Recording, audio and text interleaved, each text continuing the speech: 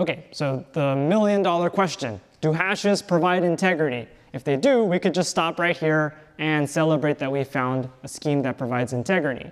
And as is often the case in security, the answer is it depends on your threat model. So here's an example where maybe it does provide integrity, and this is one possible threat model. So the threat model might be something like, well, there's a new version of Firefox, the web browser, and we want to let users download it. But Firefox is a pretty big program, so maybe we put a copy of the Firefox program on a bunch of different servers. Some of them are official, some of them are unofficial.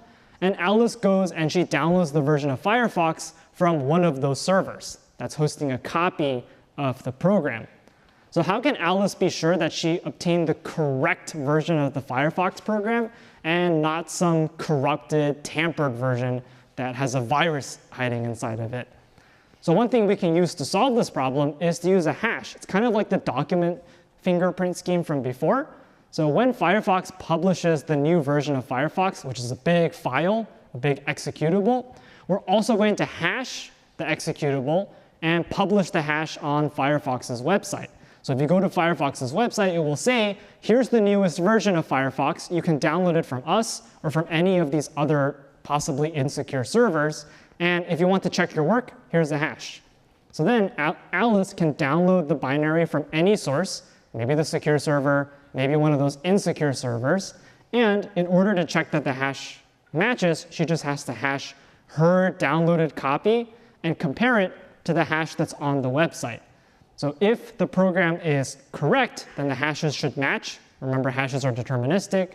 But if she downloaded a malicious program with a virus hiding inside, then the hash would not match. She would get one value, the website would have published a different value, and if those are different, Alice can detect and say, nope, this binary is bad, I need to go download a fixed one.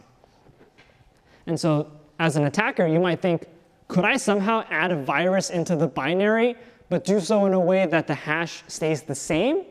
So could I somehow tamper with the Firefox binary and stick a virus inside, but cause Alice to get the same hash and be fooled into thinking that the binary was not tampered with?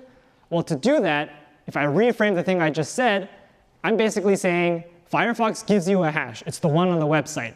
Can you find a different malicious input that hashes to the same hash as the one on the website? Well, that's exactly the one-way property that we talked about. Someone gives you a hash, and you want to find some input, possibly different and malicious, that hashes to the same thing. And we already said that's not possible. The one-way property doesn't allow you to find another input that hashes to the same output.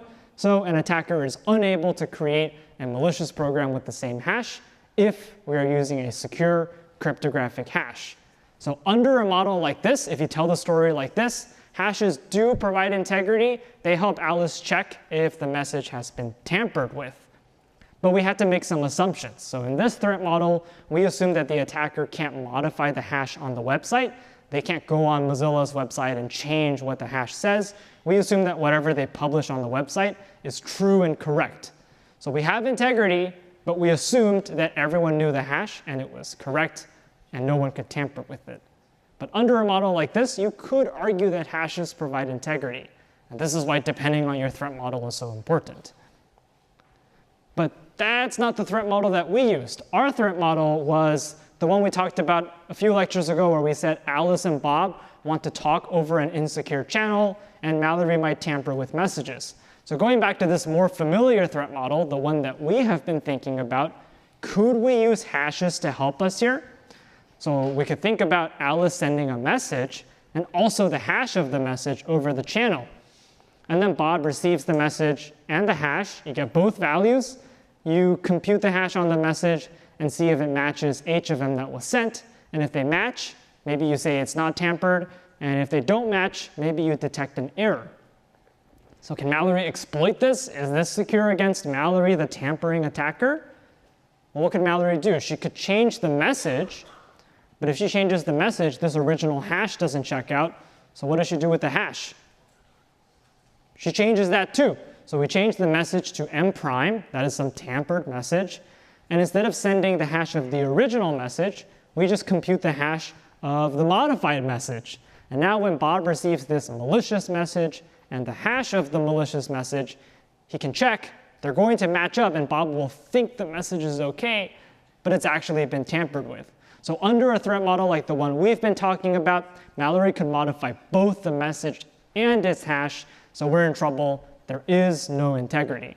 And I think the key problem here, if you look at the scheme, is that we never used any secrecy. There was no secret key, so what is stopping Mallory from changing this value? Nothing. Everyone can compute hashes. There was no secret involved. So under this threat model, hashes don't provide integrity. So as mentioned, do hashes provide integrity? The answer is it depends. In the case where the attacker can modify the hash, they don't provide integrity. And the key problem, again, is that there is no secret key. At no point did we use secrecy against Mallory and force her to have to know a secret that she doesn't know. So even though hashes don't solve the problem we were trying to solve, they're a good building block, and we can use them for schemes that do provide integrity, and that's coming up next.